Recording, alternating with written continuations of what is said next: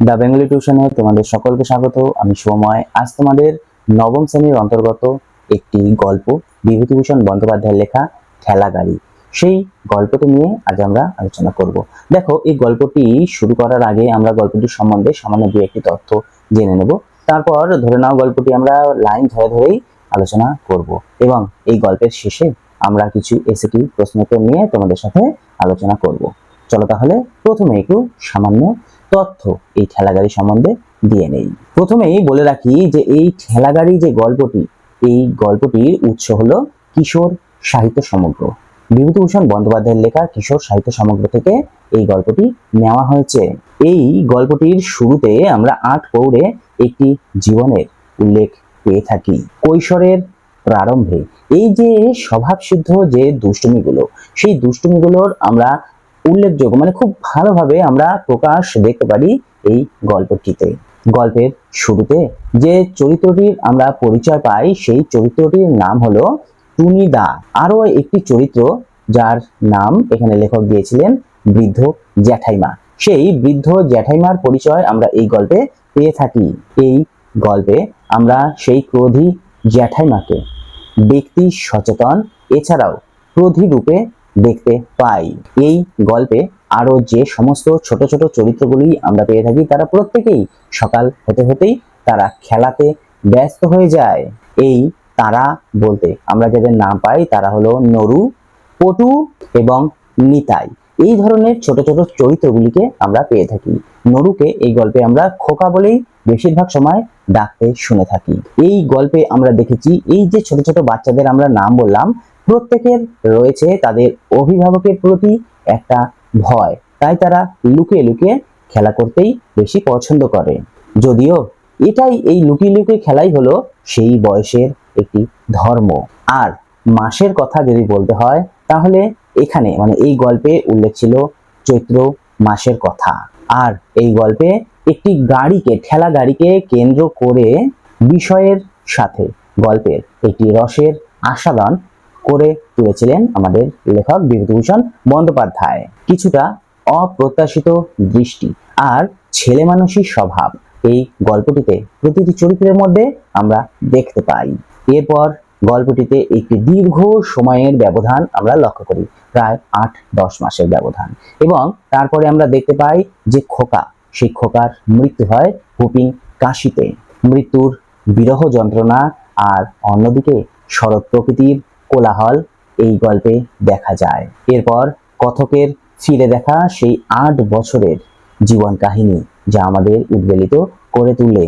কিন্তু মৃত্যুর মুখে পড়া জীবনের অন্তিম বা বলতে পারো অন্তিমে মানে এই গল্পের শেষে অদৃশ্য একটি অলিকতায় লীন হয়ে গিয়েছে। এবারে আমরা গল্পটির লাইন ধরে ধরে আলোচনা করব। প্রথমেই আমরা দেখে নেব কথক সবেমাত্র ঘুম থেকে উঠেছেন, অর্থাৎ বিছানা থেকে উঠেছিলেন। রোদ তখনও ভালোভাবে ওঠেনি, মানে ভোর ছিল। জগডুমুরের গাছটির মাথায় কয়েকটি শালিক পাখি কিচমিচ করছিল এবং শুধুমাত্র কিচমিচ নয়, তারা ঝটপটও করছিল। কথক উঠে মনে মনে তার তোলপাড় হচ্ছিল যে কাল রাত্রে বাসি কলার বড়া, যা আমাদের জন্য রান্নাঘরে ঝুলন্ত শিকায় বড় জামবাটিতে টাঙানো রয়েছে, তা কোনো বাহানা করে মায়ের কাছে চাওয়া যায় কিনা সেই চিন্তাই কথক করছিল। আর কথক হলো এখানে টুনি। সে জিনিসটি কোন সুযোগে চাইবে আর চাওয়াই বা কতটা শোভনীয় হবে, তাও আবার মুখ ধোয়ার আগে, এইসব কথা মানে এইসব সাতপাঁচ সে অর্থাৎ টুনি চিন্তা করছিল। এমন সময় তাদের বাইরে দরজার কাছে একটি ঠেলাগাড়ির ঘর ঘর শব্দ সে শুনতে পেল। সঙ্গে সঙ্গে মিষ্টি রিনরিনে গলায় সে ডাক শুনতে পেল, টুনি, ও টুনি। সাথে সাথে এই ডাক শোনার সাথে সাথে তাদের বাড়ির যে বৃদ্ধা জ্যাঠাইমা, সেই জ্যাঠাইমা চেঁচিয়ে উঠলেন এবং ছুটে গিয়ে বাইরে বললেন, এখনো একটা কাক পক্ষী ঘুম থেকে ওঠেনি আর খেলার জন্য চলে এসেছে। সকাল নেই সন্ধ্যা নেই, সবসময় শুধু ঘর ঘর করেই চলেছে। এদের সম্বন্ধে মানে যেই সমস্ত ছেলে ছোকরারা খেলতে আসে এবং টুনিকে ডাকতে আসে, তাদের সম্পর্কে হর গাঙ্গুলির কাছে গিয়ে এই জ্যাঠাইমা একবার অভিযোগ করারও পরিকল্পনা করলেন এবং যে ডাকতে এসেছিল তাকে চলে যাবার হুকুম দেয় এবং বলে দেয়, তুমি চলে যাও, তুমি এখন যাবে না। গাড়ির সেই ঘর ঘর শব্দ তার সহ্য হয় না। অবশেষে টুনি বাধ্য হয়ে নিরীহ বালকের মতো জ্যাঠাইমার পেছনে এসে দাঁড়ায়। আর সেই যে ঠেলা গাড়ির শব্দটা, সেই শব্দটা তাদের ঘাটের পাশ দিয়ে গিয়ে দূর থেকে দূরে ধীরে ধীরে অস্পষ্ট হয়ে গেল। তারপর কিছুক্ষণ সময় অতিবাহিত হলো। তারপর যখন আবার সে হাত পা ধুতে গেল, তখনও সেই অস্পষ্ট শব্দ তার কানে এলো। ও টুনিদা! টুনি তখন চেয়ে দেখলো, খিড়কির দোরের ওদিকে দাঁড়িয়ে রয়েছে নির্মল প্রফুল্ল তরুণ নরু। হাসি ভরা ডাগর ডাগর চোখে তারা তাদের বাড়ির পাশে দাঁড়িয়ে রয়েছে। তাকে জিজ্ঞেস করে, তুমি কি আমাদের সাথে খেলতে যাবে?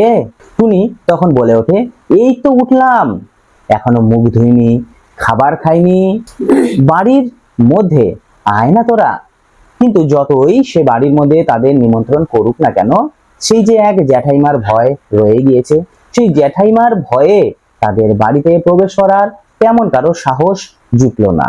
সবাই তাই তখন প্রস্তাব দিল যে আমরা চালতে তলায় চললাম, তুমি চালতে তলায় চলে এসো। তারপর ধীরে ধীরে সকলে চালতে তলায় প্রস্থান করলো। আর এদিকে তেঁতুল তলায় যে খেলার জায়গা, সেই খেলার জায়গায় সবার ভিড় লেগেছিল। মুখুজ্জে পাড়ার সবাই সেই তেঁতুল তলায় উপস্থিত ছিল। নরু তখন হাসি মুখে সবাইকে বলল, আয় পটুদা, আয় নিতাইদা, আমি গাড়ি এনেছি, দেখো দেখো। এই বলে সে একাই গাড়ি টানতে লাগলো। সেই গাড়িতে চড়লো সকলেই। অবশেষে পটু বলল, দুপুর বেলা আমাদের বাড়ি যাবে নরু? নরুকে বলা হলো ঠিকই, কিন্তু নরু তাদের বাড়ি যেতে অসম্মতি জানালো। নরু আর যেতেই চায় না পটুদের বাড়ি, কারণ সেদিন গিয়েছিল এবং যাওয়ার পরে তার কাকা তাকে প্রায় মারতে উঠেছিল এবং বলেছিল রোজ রোজ গাড়ি ঠেলে বেড়ানো তিনি বের করবেন। নরু যদি না পালাতো তাহলে সেদিন তার হাতে মার খেত এবং তার কাকা শাসিয়ে দিয়েছে, এরপরে যদি সে যায় তাহলে তার ঠেলা গাড়িটি তার কাকা রেখে দিবেন কেড়ে। তারপর তারা যারা যারা ছিল, মূলত দুজনই, তারা সেই বকুলতলা থেকে গিয়ে পথের ধারের বড় জামতলা গাছের ছায়ায় গিয়ে বসলো। রোজই তারা প্রচুর গল্প করে।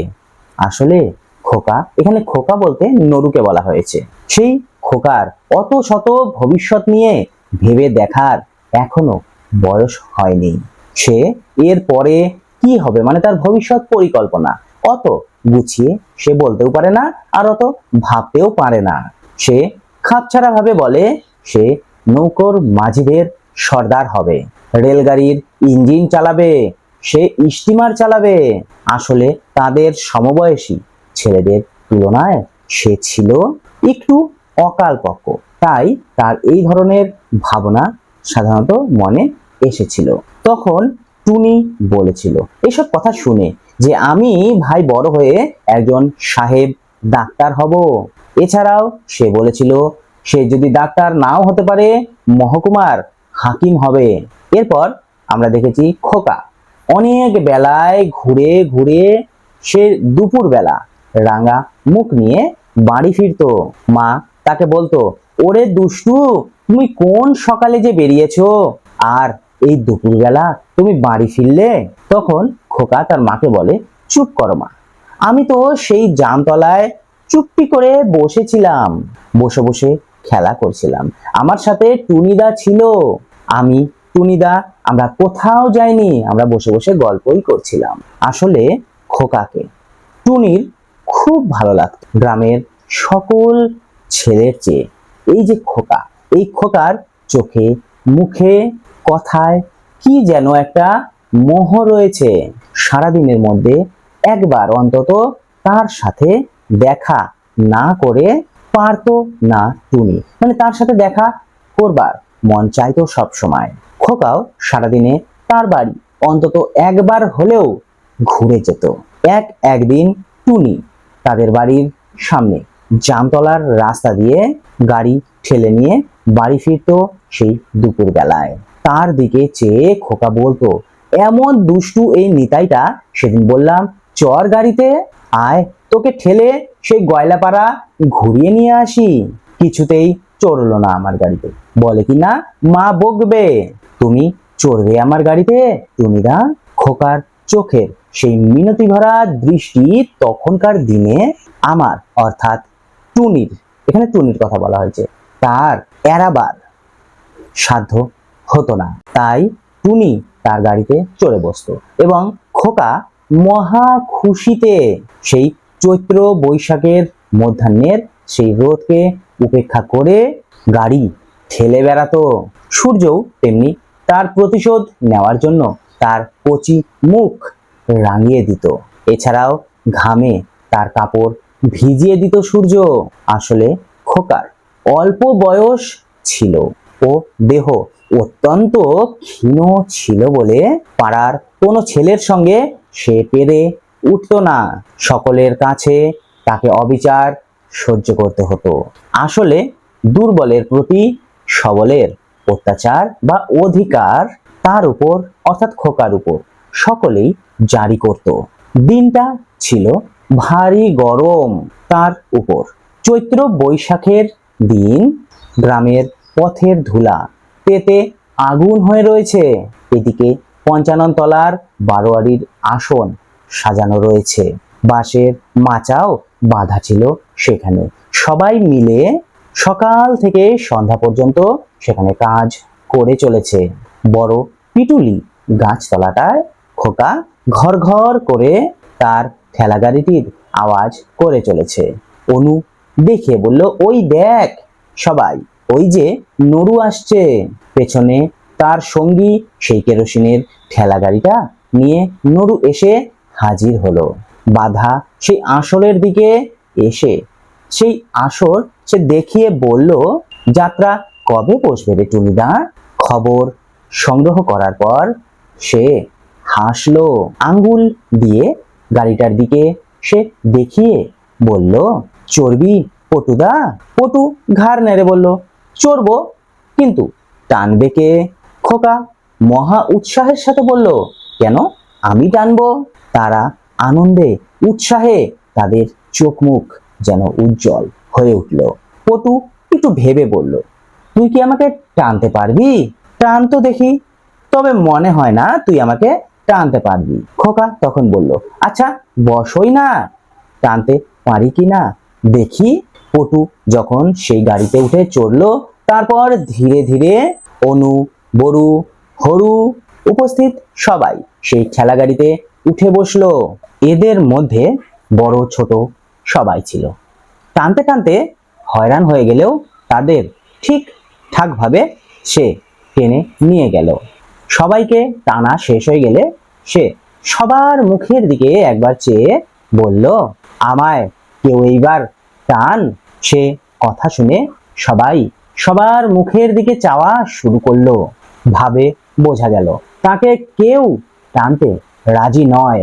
তার প্রতি কৃপা করেই তারা তার গাড়িতে উঠেছে, তাকে টানতে হবে এ কথা শুনে সবাই যেন অবাক হয়ে গেল। খোকা বলল, বা তো আমি সবাইকে চড়ালাম, আর আমার বেলা এখন কেউ টানতে চাইছো না? টুনির সামান্য হয়তো বা ইচ্ছা ছিল, কিন্তু ভয়েই হোক বা লজ্জাই হোক টুনি সেই ঠেলাগাড়ি টানার কথা কারো সামনে বলতে পারলো না। তার ফলে টুনি টানতেও পারলো না খোকাকে। শেষে খোকা বাধ্য হয়ে নিজেই গাড়িটি টানতে টানতে সেখান থেকে নিয়ে বের হলো। সবার মধ্যে কি যেন একটা পরামর্শ হচ্ছিল। টুনি সে ব্যাপারটি জানতো না, কিন্তু গাড়িটি খানিক দূরে যেতে না যেতেই তাদের দলের মধ্যে একজন একটা বড় ঝামা ইট নিয়ে সেই গাড়িতে ছুঁড়ে মারলো। ছুঁড়ে মারার ফলে গাড়িটির তলা তখনই দেশলাইয়ের মতো মচমচ করে ভেঙে পড়ে গেল। খোকা পিছন ফিরে তাকিয়ে দেখে অবাক হয়ে গেল। অবাক হয়ে কিছু তো বলতে পারলো না, শুধু সবার দিকে তাকিয়ে থাকলো। তার এইভাবে তাকিয়ে থাকা দেখে টুনির বুকে তীরের মতো যেন বিঁধল। হয়তো খোকা ভাবলো, টুনিদা, তুমিও এদের মতো আমার সাথে এরকম আচরণ করতে পারলে? কিন্তু সে কোনো কথা কাউকে কিচ্ছু বলল না। চুপটি করে গাড়িটি রাস্তা থেকে, মানে যেদিক দিয়ে টেনে নিয়ে যাচ্ছিল, তার এক পাশে রাখলো। খোকা কিছু বলবে তার আগেই সেই ছেলের দল সেখান থেকে সরে পড়েছিল। তারপর খোকা অনেকক্ষণ বসে বসে ভাবলো গাড়িটিকে কিভাবে ঠিক করা যায়। পাশে একটা ছোট্ট বাক্স ফুলের গাছে সাদা থোকা থোকা বাক্স ফুল ঝুলছিল।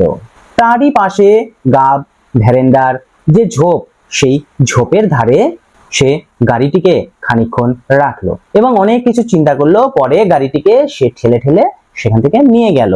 এসব দৃশ্য দেখার পর টুনির সারা রাত ঘুম হলো না।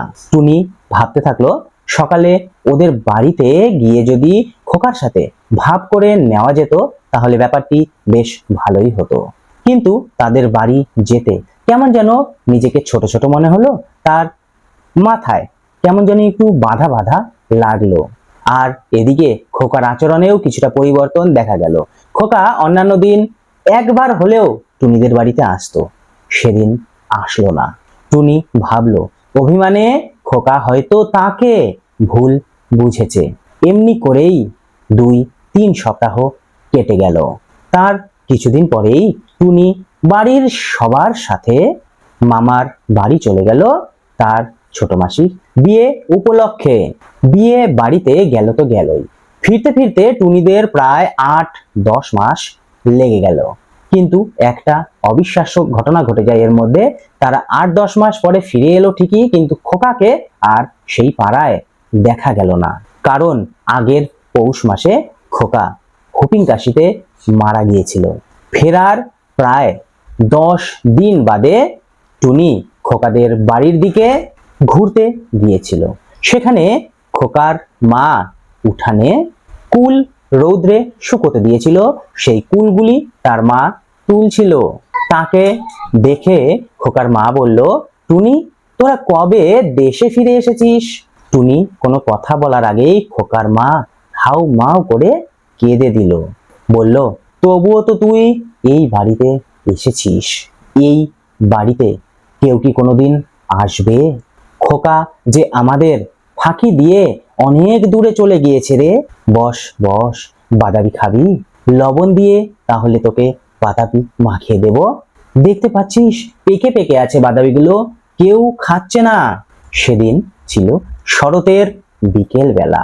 নির্মেঘ নীল আকাশের তলায় বিকেলের রৌদ্রে ডানা মেলে কি পাখি যেন উড়ে চলেছিল আকাশ দিয়ে। কার্নিশ ভাঙা ছাদের ফাটলে কোথাও ঘুঘুর ডাক শোনা যাচ্ছিল। উঠানের ছায়ায় সেই বাতাসে কুলের গন্ধ যেন ভেসে বেড়াচ্ছিল। তখন টুনি খোকার সেই ঠেলাগাড়িটি দেখতে পায়। সেই ঠেলাগাড়িটি কাঠের মাচার নিচে তোলা ছিল। সেই ঠেলাগাড়ির দড়িটা পর্যন্ত তখনও বাঁধা আছে। আসলে অনেক দিন সেই ঠেলাগাড়িটিতে কেউ হাত দেয়নি। কথাটি যদিও বহুকাল আগের, তবুও চোখ বুজে ভাবলেই দেখতে পায় টুনি কতকাল আগেকার 8 বছরের সেই ছোট্ট খোকা ঠেলাগাড়িটি ঠেলে নিয়ে বা টেনে নিয়ে বেড়াচ্ছে। নির্জন দুপুর ঘুঘুর ডাকের মধ্যে বাড়ি থেকে বেরিয়ে পালেদের জামরুল বাগানের ছায়ায় টুনিদের বড় মাদার গাছটার তলাকার পথ দিয়ে রাঙা মুখে আশা ও আনন্দ ভরা উজ্জ্বল চোখে সে তার কেরোসিন কাঠের গাড়িখানা টেনে টেনে নিয়ে আসছে। নারকেল তলা বেয়ে পুটিদের বড় দো ফলা আম গাছটার তলা বেয়ে যেতে যেতে ধীরে ধীরে তার মূর্তি মাইতি পুকুরে মোড়ের পথে সুপারি গাছের সারির আড়ালে কোথায় যেন অদৃশ্য হয়ে যাচ্ছে। এটাই ছিল মূলত আমাদের এই গল্পের যে লাইন ধরে ধরে আলোচনা। এবার আমরা এই গল্পের কিছু এসএকিউ প্রশ্নোত্তর নিয়ে আলোচনা করব। গাড়ির ঘর ঘর আওয়াজ উঠল কোথায়? ঠেলাগাড়ির ঘর ঘর আওয়াজ উঠল পিটুলি গাছতলায়। গোটা কতক শালিক বসেছিল কোথায়? গোটা কতক শালিক বসেছিল জগডুমুর গাছে। মিষ্টি রিনরিনে গলা কার নাম ধরে ডেকেছিল? মিষ্টি রিনরিনে গলা টুনিদার নাম ধরে ডেকেছিল। তাই দিকি একবার কার কাছে যাবার কথা বলা হয়েছে? হর গাঙ্গুলির কাছে যাবার কথা বলা হয়েছে। নরুর চোখকে কিসের সাথে তুলনা করা হয়েছে? নরুর চোখকে পদ্মের সাথে তুলনা করা হয়েছে। টুনিদার জন্য নরু কোথায় অপেক্ষা করছিল? টুনিদার জন্য নরু চালতে তলায় অপেক্ষা করছিল। টুনু আর নরু গল্প করছিল কোন গাছের তলায়? টুনু আর নরু গল্প করছিল জাম গাছের তলায়। তোকে ঠেলে গয়লাপাড়া ঘুরিয়ে আনি কার উদ্দেশ্যে একথা বলা হয়েছিল? কথাগুলি ছিল নিতাইয়ের উদ্দেশ্যে। বারোয়ারির আসর সাজানো হয়েছিল কোথায়? বারোয়ারির আসর সাজানো হয়েছিল পঞ্চানন তলায়। পথের ধুলো তেতে আগুন হয়েছিল কোন মাসে? পথের ধুলো তেতে আগুন হয়েছিল চৈত্র বৈশাখ মাসে।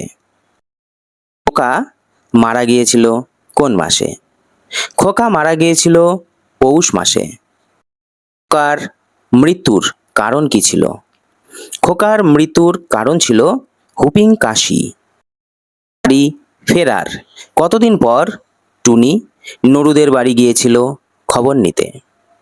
বাড়ি ফেরার 10 দিন পর টুনি নরুদের বাড়ি গিয়েছিল খবর নিতে।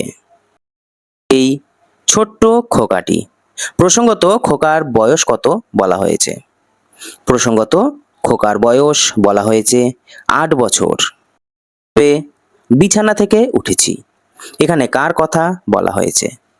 বিভূতিভূষণ বন্দ্যোপাধ্যায়ের ঠেলাগাড়ি রচনার উক্ত অংশে টুনির কথা বলা হয়েছে।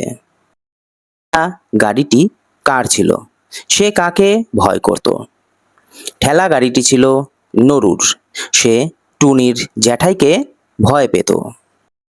শালিক পাখি তো কিচমিচ ও ঝাঁটাপাটি বাঁধিয়েছে কোথায়? জগডুমুরের গাছের মাথায়। নরু তার গাড়িতে পটুদা, নিতাইদা, টনুদা সহ সকলকে যখন চাপিয়েছিল তখন কিচিমিচি ও ঝটাপটি বাঁধিয়েছিল। তুই আয় মুখ ধুয়ে টুনিদা। কে কোথায় আসতে বলেছে? নরু টুনিদাকে চালতে তলায় আসতে বলেছে। বড় হয়ে কি হতে চেয়েছিল? নৌকার মাঝির সর্দার, ঠেলাগাড়ির ইঞ্জিন চালক, স্টিমার যারা চালায় তাদের মতো হতে চেয়েছিল। বাঁশের মাচা কোথায় কেন বাঁধা হয়েছিল? পঞ্চানন তলায় যাত্রা গানের জন্য বাঁশের মাচা বাঁধা হয়েছিল।